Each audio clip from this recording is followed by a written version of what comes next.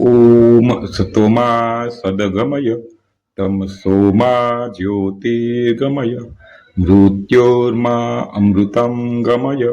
ઓમ શાંતિ શાંતિ શાંતિ.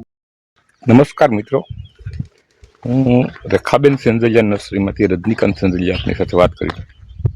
મિત્રો, આપણે ઘણી વખત એવું વિચારતા હોય છે બગીચો કરો, કારણ કે મારે મોટા આંબા જોઈએ છે.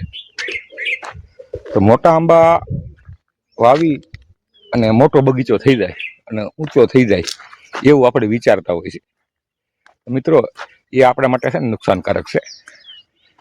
એનું એક કારણ તમને આજે કહું કે નાના આંબા અને મોટા આંબામાં ફરક શું, આજ આપણે એની વાત કરવાની છે. તો મોટા આંબામાં બગીચો મોટો દેખાય ખરો, પણ એ આખરે નુકસાન ઘણું વેઠવું પડે. તો મિત્રો, તમે અમારી ચેનલમાં પહેલી વાર હોય તો અમારી ચેનલ લાઈક કરો, શેર કરો અને સબસ્ક્રાઈબ કરો, જેથી આપણા આવા મિત્રોને, ખેડૂત મિત્રોને એની માહિતી મળતી રહે. તો મિત્રો, ચાલો આપણે આગળ વધીએ અને નાના આંબા શા માટે રોપવા જોઈએ એની વાતો કરીએ. મિત્રો, આ આંબા આપણે 6 વર્ષના થયા આમ તો, અને આનો વિકાસ આવડો થયો. આ જ્યારે વાવ્યા ને ત્યારે એની હાઈટ 1.5 ફૂટથી 1.5 ફૂટ સુધીની બહાર રહી, એટલે બેગ સહિત 3 ફૂટની હતી. હવે આની અંદર દર વર્ષે એનો વિકાસ થતો ગયો, તો આ આંબો આવડો થયો. એટલે આ આંબામાં આ વિસ્તારમાં આપણે કટિંગ નથી કર્યું, અમુક આંબામાં કર્યું છે. માણસે આવામાં કર્યું એટલે આ કાંટો થયો છે. આનું આ કટિંગ કર્યું છે એટલે એ કાંટો થયો. હવે બીજો બગીચો પણ આપણે એવો જ છે કે જે આ 1 વર્ષથી પ્લાન્ટ રોપ્યા છે અને આખો બગીચો છે નાનો છે. એનું કારણ કે આ દિશા છે ને એ પશ્ચિમની છે. પશ્ચિમના દિશા તરફથી આવતા પવનો વાવાઝોડા સહિતના લગભગ મોટા ભાગે, વાવાઝોડું ગમે ત્યાંથી આવે, પણ મોટા ભાગે આ વખતે આ સિઝન આવે ત્યારે પવન આવતો જ હોય છે.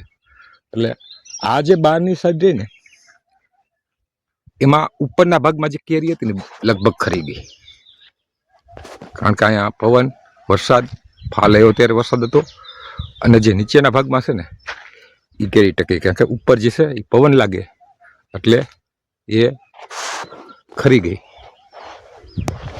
નાના આંબા છે ને એને મોટા થતા વાર લાગે થોડીક, એટલે એનું ડાળીઓ બધી છે અહીં નીચેથી જ આવી ફ્રૂટ થઈ જાય. આ જે બધી ડાળીઓ ફૂટી ને એ નીચેથી ડાળીઓ ફૂટી જાય, બરાબર. અને આમાંથી 2-3 વર્ષે જે ફ્રૂટિંગ આવશે એટલે નીચા હોય ત્યાંથી ફ્રૂટિંગ થયું. માનો કે આ જ આંબો છે આપણે, તો આનું ફ્રૂટિંગ અહીં નીચેથી જ થયું, બરાબર. તો આને વાવાઝોડું, પવન હોય ને એ નડે નહીં. બીજી વસ્તુ કે આને જે ઉતારવી હોય કેરી, તો તમે હાથ આંબે ત્યાં સુધી જાય તો 5-7 વર્ષમાં કે 10 વર્ષ સુધીમાં હાથ આંબે ત્યાં સુધી કેરી આંબી ગાય, એટલે એ કેરી ખરાબ થાય નહીં.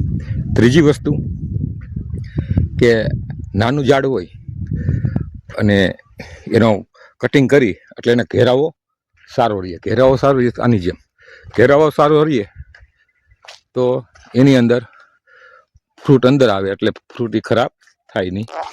આ વર્ષે આમાં આવ્યો પણ જે અમુક ટકા છે એ આવી રીતે અંદરના ભાગમાં છે, બરાબર. આ માનો કે આ બધા ફ્રૂટ છે અંદરના ભાગમાં છે, તો એનો વિકાસ સારો થાય. એટલે આવા કારણો હિસાબે આપણે છે ને આંબા હંમેશા છે ને નીચે હોય ને એવા હોવાય, અને એનું દર વખતે કટિંગ કરીએ તો એ કાંટા થાય. તો આપણે તો થોડીક આની સારવાર નહોતી થઈ ગઈ 2 વર્ષ લગી વચ્ચે, એટલે થયું. તો તમને હું આગળ બતાવું કે બગીચો તો આપણો મોટો ઘણો છે, પણ અંદર જઈને થોડીક આરાસ પડે કે કામ ઘણું છે. છતાં જે આજે આપનું આ જાંબો જોઈએ, આ 3 વર્ષનો હતો ને ત્યાંથી ફાલ આવી ગયો તો નીચે હશે, બરાબર. એટલે આ જે નીચે હોય ને આ ફૂટના ફૂટ, અને આમાં આવતી સાલે કેરી આવશે, બરાબર. નીચોરીએ ઘાટો હોય એટલે કેરી બગડવાની શક્યતાઓ ન રહે. તમે જુઓ છો ને, જો ઓછી કેરી આવશે ને તો ફળ સારું થાય, અને વધુ કેરી આવશે ને તો ફળ નબળું છે. પછી નીચે હોય એટલે કટિંગ કર્યું એટલે ઘાટો થાય ને, ઘાટો થાય ને એટલે એને આવડું છાંયડો મળે એટલે બહારનો જે આ તડકો છે ને બપોર પછીનો એ લાગે નહીં. એટલે વધુ કટિંગ કરવાથી જે ઝાડવું જોઈએ તો આપણે આ જ ઝાડ છે બરાબર, તે ઉગમણી દિશામાં હોય એટલે એને આ તડકો નડે નહીં. એ સૂર્યપ્રકાશ થોડો ઘણો મળે ને એટલે એનો કલર છે ને આવો થાય છે કે આવો કલર આવે બરાબર. પણ વધુ પડતો તડકો મળે, અસહ્ય તડકો, તો એ કેરીનો વિકાસ ન થાય અને કેરી નાની રહે અને પીળી પડે. એટલે નીચે આંબા વાવી 10 વર્ષ સુધી ઉત્પાદન લેવા માટે સારોમાં સારો માલ આમાં પ્રોડક્ટ્સ કરીએ, અને ઓછો માલ હોય તો ક્વોલિટી સારી થાય, અને વધુ માલ હોય ને તો આવીથી નાની કેરી આવે બરાબર. તો એક ઝાડવાની અંદર તમે નહીં તો આમાંથી 2-3 બોક્સ હોય, પણ 2-3 બોક્સને બદલે 2 જ બોક્સ કે 1 બોક્સ થાય ને તો એ આપણે આની અંદર આંબામાં ફાયદો રહે. એટલે આંબા હંમેશા નીચા વાવવા. જો આપણો આંબો નીચો છે ને, હજી આ રોય પછી એના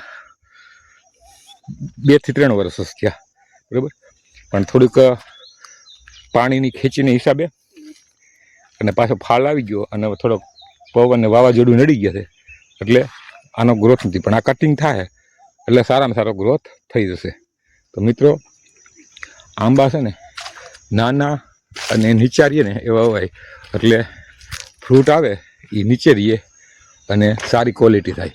એટલે ઓછા ફ્રૂટ આવશે તો સારું રહે. વધુ નહીં કહે, આ લાલચ ન રખાય કે વધુ ફ્રૂટ આવે ને તો માર્કેટની અંદર આપને એનો ભાવ મળે નહીં, કારણ કે નાના ફળ રહે. ઓછા ફળે, વજન વધે, અને જો આ હાવ જમીનની અંદર જ છે તો આનું ગ્રાફ્ટિંગ અહીંથી જ દાળ છે તો આંબો કેવડો વવાણો હશે બરાબર. એનું ગ્રાફ્ટિંગ તો અહીં જમીનને નીચે અડી ગયું છે, અહીંયા થોડીક દૂર ચડી ગઈ. તો એ જ આંબો આજે 5-10 વર્ષ સુધી છે ને દે ને તો નીચે રહે. કેરી લેવાઈ જાય એટલે આપણે અહીંથી કટિંગ કરી નાખીએ તોય ઘાટો રહે. તો કહેવાનું તાત્પર્ય એવું હતું કે હંમેશા આંબા છે ને નીચા વવાય. તો મિત્રો, માહિતી સારી લાગી હોય તો અમારા વિડીયોને શેર કરજો, લાઈક કરજો, અને આવા અવનવા વિડીયો અને માહિતી માટે આ વિડીયોને શેર કરી અને લાઈક કરીને સબસ્ક્રાઈબ કરજો. જય જવાન, જય કિસાન, વંદે માતરમ.